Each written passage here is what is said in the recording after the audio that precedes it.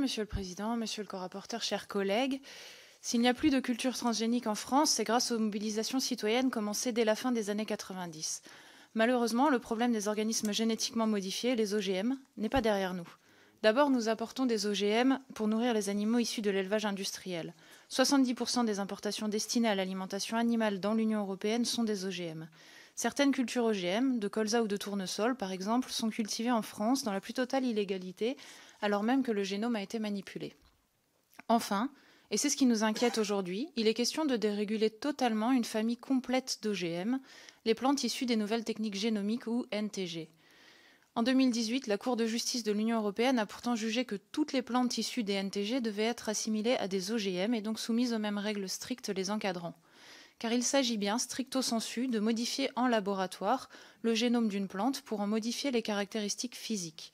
Nous avions obtenu qu'aucun OGM ne puisse être cultivé sur notre sol, ni être vendu pour l'alimentation humaine. C'est cet acquis que le règlement vient attaquer en cherchant à autoriser la culture de plantes issues de nouvelles techniques génomiques. Alors pourquoi s'en inquiéter ? D'abord parce que les OGM sont cultivés dans le monde depuis bientôt 3 décennies. Comme les OGM, les NTG ne tiendront pas leurs promesses. On nous avait promis l'éradication de la faim dans le monde.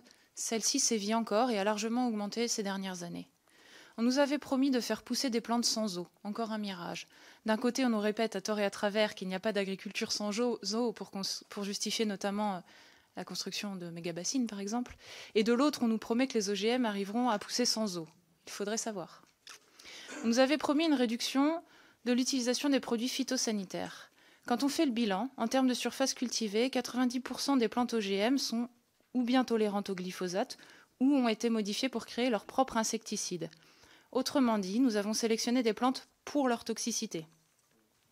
Pour ne prendre qu'un exemple, le Burkina Faso a autorisé la culture du coton BT de Monsanto pour rendre ces cultures plus résistantes face aux parasites. 10 ans plus tard, le bilan est clair. De nouveaux parasites plus résistants sont apparus dans les champs et la qualité du coton a baissé. La filière a finalement décidé de revenir aux semences conventionnelles.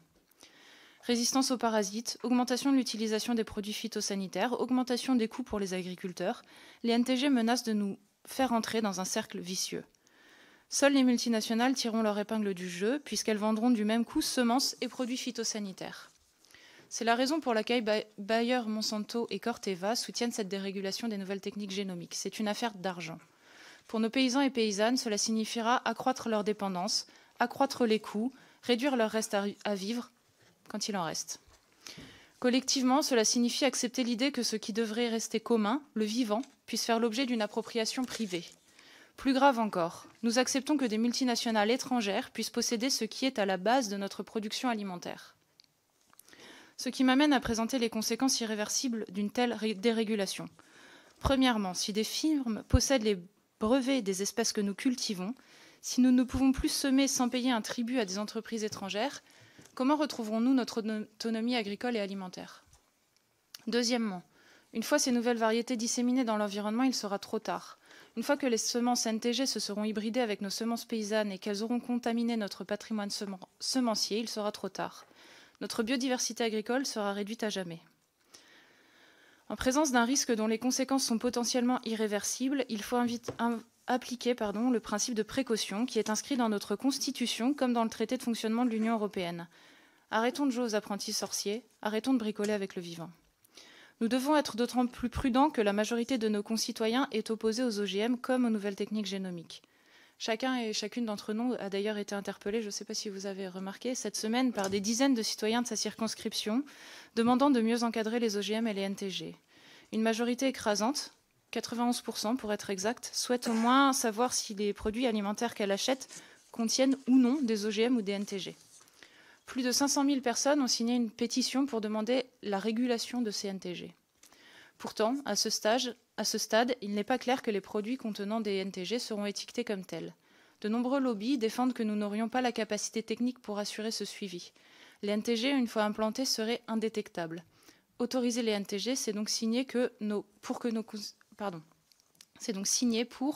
que nos concitoyens en achètent et en mangent sans même en être informés, et c'est bafouer leur droit à l'information. Le Parlement et le Conseil peuvent ou non s'entendre sur un texte commun.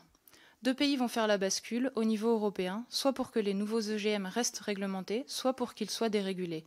Il s'agit de la Pologne et de la France. Notre Assemblée a donc un rôle crucial à jouer pour continuer de réglementer les OGM en votant cette résolution.